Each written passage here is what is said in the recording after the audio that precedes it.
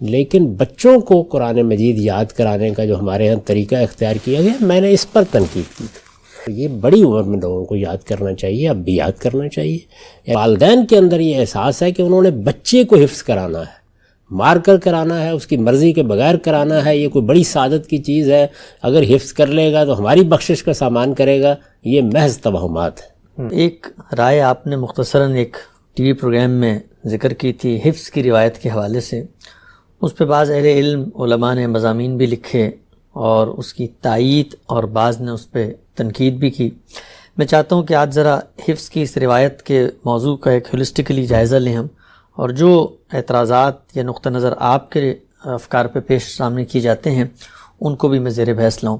سب سے پہلے مجھے یہ بتائیے گا کہ یہ جو حفظ کی روایت ہے اور بہت قدیم روایت ہے، بلکہ قرآن مجید جو ہم تک پہنچا ہے اجماع اور تواتر سے، اس میں لوگوں نے یاد کر کے اور پھر اس کو پڑھ کے ایک دوسرے تک پہنچایا بھی ہے، لکھنے والوں نے لکھا بھی ہے۔ اس روایت کو موجودہ دور میں آپ کیسے دیکھتے ہیں، اور کیا آپ کو لگتا ہے کہ لوگوں کو اس وقت اس دور میں اپنے بچوں کو حفظ کرانے کے لیے مدارس میں بھیجنا چاہیے؟ آخری بات کو ذرا ایک طرف رکھ لیجئے، بجائے خود تو یہ روایت مسلمانوں کا ایک غیر معمولی امتیاز ہے۔ یہ ہم ہیں کہ جنہوں نے اللہ کی کتاب کو اس طرح زبانی یاد کر کے آگے منتقل کیا ہے۔ اگر آپ اس زمانے کی تحریریں دیکھیں تو ان میں رسم الخط اتنا ڈیولپ نہیں ہے کہ جو کچھ آپ زبان سے بول رہے ہیں وہ پوری طرح الفاظ میں ادا ہو سکے۔ تو قرآن مجید کے انتقال ہی کے لیے یہ طریقہ اختیار کیا گیا کہ لکھنے والے اسے لکھیں اور یاد کرنے والے یاد کریں۔ کوئی کم و بیش 1 صدی کے بعد یہ ہوا یا اس سے کچھ پہلے کہ جو کچھ بولا جا رہا تھا اس کو قرات کی صورت میں مصاحف پر ثبت کر دیا گیا، یعنی وہ اعراب اور علامتیں پیدا ہو گئیں یا پہلے سے موجود تھیں تو ذرا ڈیولپ ہو گئیں، تو یہ اہتمام کیا گیا کہ پھر وہ خود مصحف پر ثبت کر دی جائے۔ وہی مصحف ہے جو اس وقت ہمارے ہاتھوں میں ہے، جس سے لوگ قرآن پڑھتے ہیں۔ لیکن اس کے باوجود کہ یہ سب ہو گیا، مسلمانوں نے اس روایت کو جاری رکھا۔ علماء حفظ کرتے رہے، کسی نے کچھ حصے حفظ کیے، کسی نے پورا قرآن حفظ کیا۔ پورے قرآن کی حفظ کی روایت پھر تراویح میں بڑی اہمیت اختیار کر گئی۔ سیدنا عمر رضی اللہ عنہ کے بعد جب مسلمانوں نے یہ ایک عمومی رویہ اختیار کر لیا کہ رمضان میں قرآن ختم کرنا ہے، بلکہ 1 سے زیادہ قرآن بھی ختم ہونے لگ گئے، تو لوگ پڑھنے کے لیے اب نماز میں کھڑے ہوں گے تو مصحف ہاتھ میں پکڑنا کچھ موضوع نہیں سمجھتے تھے، تو زیادہ تر لوگ یاد کرتے۔ یہ روایت بھی اس وقت آپ کو نظر آ جاتی ہے، یعنی قرآن مجید جس طرح سفینوں میں محفوظ ہے اسی طرح سینوں میں بھی محفوظ ہے۔ تو یہ بڑی غیر معمولی روایت ہے، اس لیے کبھی اس کو تحقیر کی نگاہ سے نہیں دیکھنا چاہیے۔ زمانہ کیا کروٹیں لے گا، اگرچہ اب وہ ذرائع پیدا ہو گئے ہیں کہ جس میں آپ کسی کتاب کی حفاظت 1000 پہلوؤں سے کر رہے ہیں، یعنی وہ اب بولی ہوئی موجود ہے، پڑھی ہوئی موجود ہے، اس میں انسان بھی درمیان سے نکل گیا ہے، ہر چیز کو آپ محفوظ کر سکتے ہیں۔ لیکن بہرحال یہ بڑی پاکیزہ اور اہم روایت ہے، اللہ کی کتاب کے ساتھ ہمارا تعلق پیدا کرتی ہے۔ پھر بعض علماء کی جن کو قرآن پر کام کرنا ہے، یہ ضرورت بھی ہوتی ہے کہ زیادہ سے زیادہ قرآن ان کو یاد ہو۔ تو میرے نزدیک یہ روایت تو اپنی جگہ تاریخ بھی رکھتی ہے، ضرورت بھی اس کی ہے، رہے گی قیامت تک، لوگ کرتے رہیں گے۔ لیکن بچوں کو قرآن مجید یاد کرانے کا جو ہمارے ہاں طریقہ اختیار کیا گیا، میں نے اس پر تنقید کی تھی، اور میں نے یہ کہا تھا کہ اس میں پہلی چیز تو یہ ہے کہ ماحول اچھا نہیں ہوتا، دوسرے یہ کہ بچے کی اپنی مرضی اس میں شامل نہیں ہوتی، اور جس طرح سے یہ قرآن یاد کرایا جاتا ہے اس میں اس کا اندیشہ ہوتا ہے کہ بچے بعد میں کتاب کے ساتھ گویا ایک طرح کی غیر متعلق سی صورتحال پیدا کر لیتے ہیں۔ اگر میں سادہ الفاظ میں اس کو بیان کروں، اور میں نے اس کے مفاسد دیکھے، تو یہ بڑی عمر میں لوگوں کو یاد کرنا چاہیے، اب بھی یاد کرنا چاہیے، یعنی جب وہ شعور کی عمر کو پہنچے۔ اسی طرح بچے ہیں 7, 8, 10 سال کی عمر میں اگر وہ اپنے شوق سے یاد کرنے کے لیے تیار ہیں، یا آپ نے شوق دلایا اور ان کے اندر پیدا ہو گیا، تو بہت اچھی بات ہے۔ پھر یہ کہ اس میں یہ طے نہیں کر کے بیٹھ جانا چاہیے کہ بچے کو بھیجا ہے یا اس نے فیصلہ کیا ہے تو اب پورا ہی یاد کر کے آئے۔ اس کا دل لگا ہے، بہت اچھی بات ہے، نہیں دل لگا ہے تو آپ کسی اور علم کی طرف اس کو ڈال دیجئے۔ ہمارے ہاں اس میں جو 2-3 چیزیں اختیار کی گئی ہیں، ایک تو بہت چھوٹے بچے، پھر یہ کہ ماحول اچھا نہیں جہاں پہ ان کو بھیجا جاتا ہے، اور اس کے ساتھ خود ان کی اپنی شخصیت پر بھی اس کے برے اثرات ہوتے ہیں. تو اس لیے میرے نزدیک روایت تو بہت اچھی ہے، لیکن اس میں بچوں کو پابند کرنے کی کیا وجہ ہے؟ ٹھیک ہے ہم صاحب. اچھا ہم صاحب یہ بتائیے گا کہ ہمارے ہاں ایک جس کو آپ کہتے ہیں ایک رویہ بعض جدید پڑھے لکھے لوگوں کی طرف سے سامنے آتا ہے کہ وہ چیزوں کو محض ان کے اثرات اور میرٹ پر دیکھ کر فیصلہ کر دیتے ہیں کہ یہ چیز قابل قبول ہے، یہ چیز قابل قبول نہیں ہے. لیکن انسان جس طرح آپ فرماتے ہیں ایک پیکر محسوس ہے، اس کی ایک نفسیات، اس کا ایک ماضی، اس کی ایک روایت، اس کی ایک تاریخ ہے. تو یہ جو حفظ کی روایت ہے یہ ہمارے کلچر کے اندر مثلا اگر بچے ہیں وہ تراویح پڑھا رہے ہیں، بڑے بوڑھے ان کے پیچھے کھڑے ہو کے سن رہے ہیں، خوشی بھی ہوتی ہے. پھر والدین میں یہ جذبہ کہ بچوں کو ہم نے اگر حفظ کرایا ہے تو ظاہری بات ہے بچوں پر دین کے لحاظ سے محنت کی، قیامت کے دن بھی اللہ تعالیٰ اس کا اجر دیں گے. تو یہ جو نفسیاتی پہلو ملحق ہوتے ہیں بعض عملی اقدامات سے، آپ کو کیا لگتا ہے کہ ان کو محض میرٹ ڈی میرٹ پہ دیکھ کے رد و قبول کرنا چاہیے، یا اس کے اندر جو ایک نفسیاتی پہلو ہے اس کو بھی ہمیں کسی صورت کا جائزہ لیتے ہوئے پیش نظر رکھنا چاہیے؟ یہ خود میرٹ ہے، یعنی انسان صرف ایک عقلی وجود نہیں ہے، وہ اپنے اندر بڑے نفسیاتی پہلو رکھتا ہے، چیزوں کے ساتھ محبت کا اظہار کرتا ہے، تعلق خاطر کا اظہار کرتا ہے. ہم قرآن مجید پڑھتے ہیں تو اپنا ہی تجربہ دیکھ لیں، کیا ہر وقت قرآن مجید کی تلاوت تدبر کے لیے کی جاتی ہے؟ تذکیر کے لیے بھی کی جاتی ہے، اللہ تعالیٰ کی کتاب کے ساتھ ایک تعلق کے لیے بھی کی جاتی ہے. ایسے مواقع بھی پیش آتے ہیں کہ آپ کے اوپر کچھ احوال ہیں، آپ کچھ مصائب سے دوچار ہیں، کچھ نشیب و فراز ہے زندگی کے، تو آدمی دل کی تسلی کے لیے قرآن کھول کر پڑھنا یا اس کو سننا شروع کر دیتا ہے. تو اللہ کی کتاب کے الفاظ میں بھی ایک روحانیت ہے، ایک بڑی غیر معمولی قوت ہے جب ہم یہ خیال کر کے پڑھ رہے ہوتے ہیں کہ یہ ہمارے رب کی زبان ہے، یہ ہمارے رب کا کلام ہے.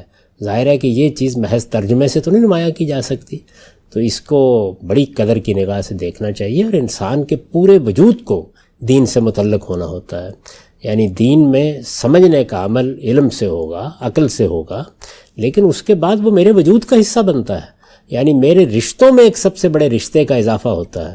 تو کیا میں اپنی ماں کے ساتھ، اپنے باپ کے ساتھ، اپنے بہن بھائیوں کے ساتھ اپنے تعلق کو ہر وقت عقل کی میزان میں تولتا ہوں؟ عقلی لحاظ سے یہ بات طے ہو گئی کہ یہ رشتے ہیں، تو اسی طرح سے عقلی لحاظ سے میں نے اللہ کو پہچان لیا، میں بن دیکھے اس پر ایمان لے آیا، میں نے پیغمبروں کو قبول کر لیا، لیکن اب میرا ایک جذباتی رشتہ اس کے لازمی نتیجے کے طور پر پیدا ہوگا، وہ میرے پورے وجود کا رشتہ ہے. اس رشتے کا اظہار ہزار صورتوں میں ہوگا. یہ جو ہم کسی موقع پر کوئی نعت پڑھتے ہیں یا کسی موقع کے اوپر بعض اللہ تعالیٰ کی مدح میں کوئی چیز، حمد کی کوئی چیز کہتے ہیں، یہ سب انہی جذبات کا اظہار ہے. تو اس کو آپ انسانی زندگی سے الگ کر کے نہیں نکال سکتے، یہ ممکن نہیں ہے. میں جس چیز پہ زور دیتا ہوں وہ یہ ہے کہ آپ بچوں کو توجہ دلائیے، لیکن اس معاملے میں نہ ان پر جبر کریں، نہ انہیں غلط ماحول میں بھیجیں، اور نہ اس کو کوئی جیسے کہ لوگوں نے بنا لیا ہوا ہے اپنی بخشش کا ذریعہ بنائیں. یعنی یہ اللہ کی کتاب کے ساتھ بہت اچھے ماحول میں تعلق کا اظہار ہی ہونا چاہیے. تو اگر کوئی بچہ شوق سے سیکھنے کا رویہ اختیار کرتا ہے، اچھی بات ہے، بہت اچھی بات ہے، لیکن یہ کہ اس سے کوئی فرق نہیں پڑتا کہ وہ بڑا ہو کے سیکھ لے، اس عمر میں سیکھ لے کہ جس وقت اس نے قرآن مجید کو اپنے لیے ایک کتاب ہدایت کے طور پر قبول کر لیا ہے. بہت لوگ ہیں کہ جنہوں نے جوانی میں بلکہ ادھیڑ عمر میں قرآن مجید یاد کیا ہے، بعد میں یاد کر لیں، اس سے کوئی فرق نہیں پڑتا. یہ شعور کے ساتھ، محبت کے ساتھ، تعلق خاطر کے ساتھ ہونا چاہیے. بچے کے اوپر اس کو ٹھونسنے کا جو طریقہ ہمارے یہاں اختیار کر لیا گیا ہے، اور اس طرح کی روایتوں کی وجہ سے کہ معلوم نہیں کتنے لوگ اس سے بخشے جاتے ہیں، اس سے پوری طرح اجتناب کرنا چاہیے. بہت خطرناک بات ہے، اور موجودہ زمانے میں خاص طور پر بچوں کو قرآن مجید سے متنفر کر سکتی ہے. ٹھیک. اچھا قائم صاحب، جن لوگوں نے حفظ کی اس روایت کے اوپر تنقید کی اور کہا کہ اس کو اب بند ہونا چاہیے، اس کو بچوں کو حفظ کرانے کا سلسلہ جو ہے وہ روکنا چاہیے، انہوں نے ایک نقطہ یہ بھی اٹھایا کہ اس سے جو قرآن مجید کو سمجھ کر اس پر عمل کرنے کی ایک رویہ ہے اس کا بھی خاتمہ ہوتا ہے. اچھا، اس کے جواب میں جو ہمارے علماء ہیں ان کی طرف سے بات سامنے آئی کہ قرآن مجید سمجھنا، اس پر غور کرنا یہ یقینی طور پہ ضروری ہے، لیکن اس کے الفاظ کے ساتھ مناسبت، اس کو ویسے ہی بغیر سمجھے بھی تلاوت کرنا، یہ بھی ایک جس کو آپ کہتے ہیں باعث اجر چیز ہے.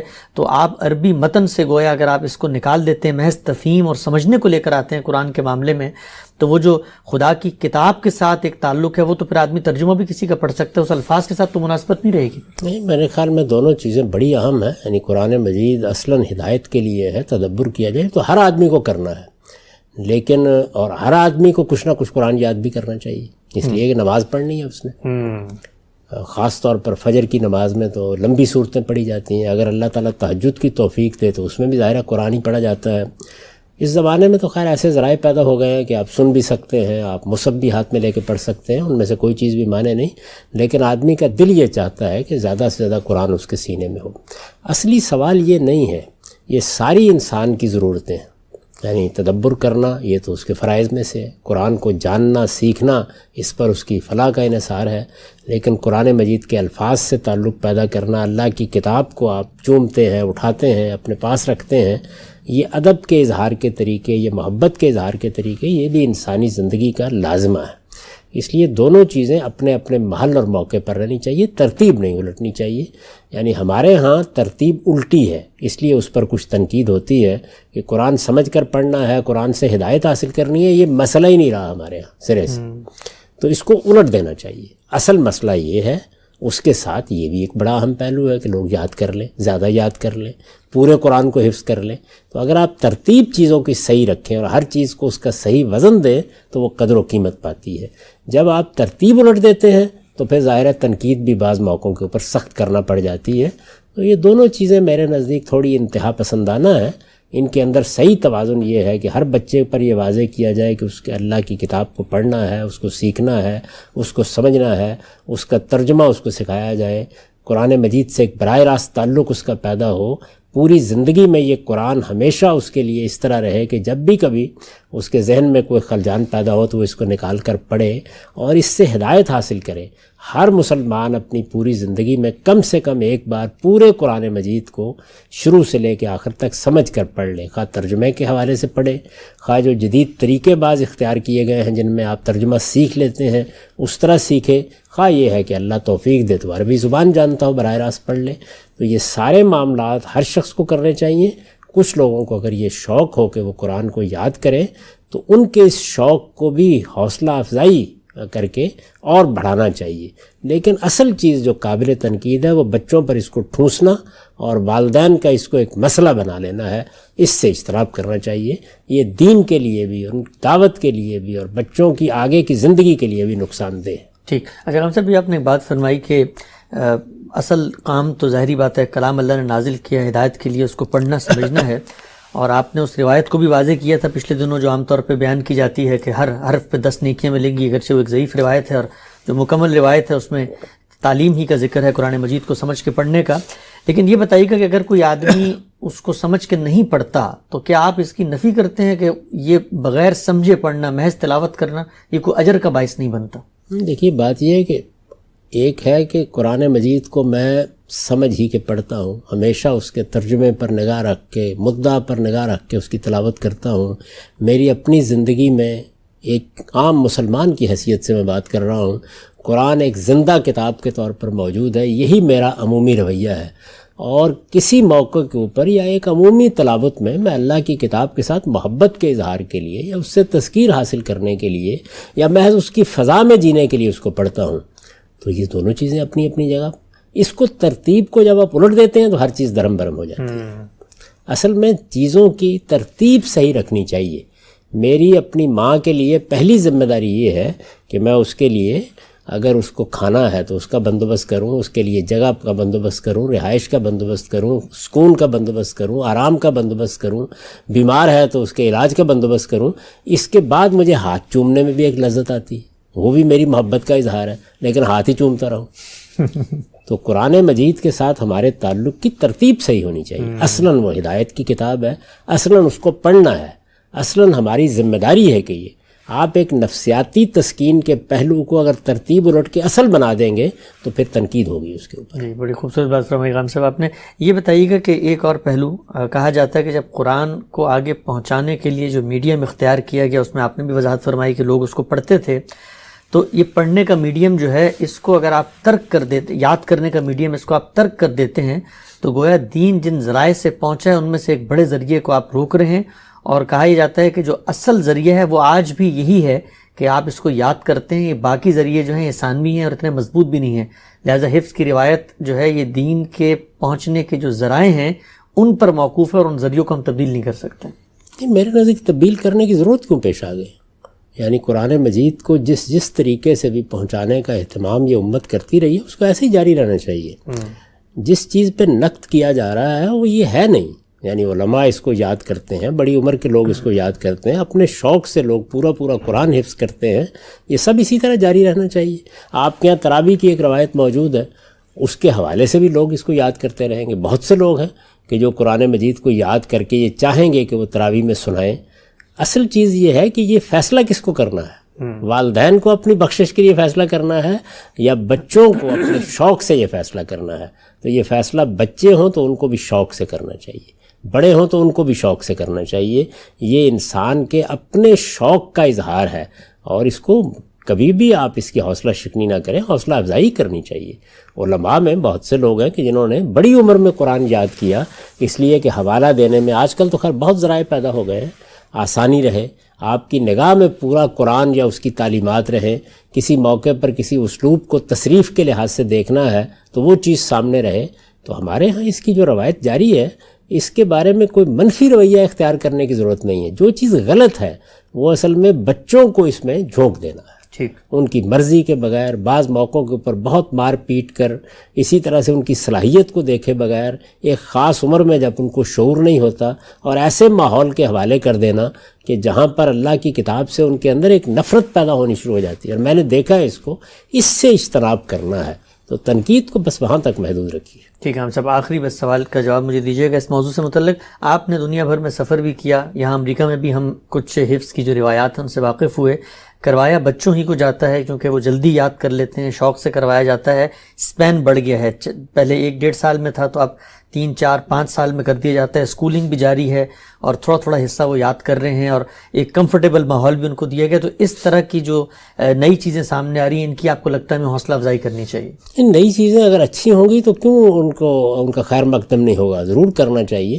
لیکن یہ کہ یہ جو ہمارے ہاں یہ والدین کے اندر یہ احساس ہے کہ انہوں نے بچے کو حفظ کرانا ہے، مار کر کرانا ہے، اس کی مرضی کے بغیر کرانا ہے، یہ کوئی بڑی سعادت کی چیز ہے، اگر حفظ کر لے گا تو ہماری بخشش کا سامان کرے گا. یہ محض توہمات ہے.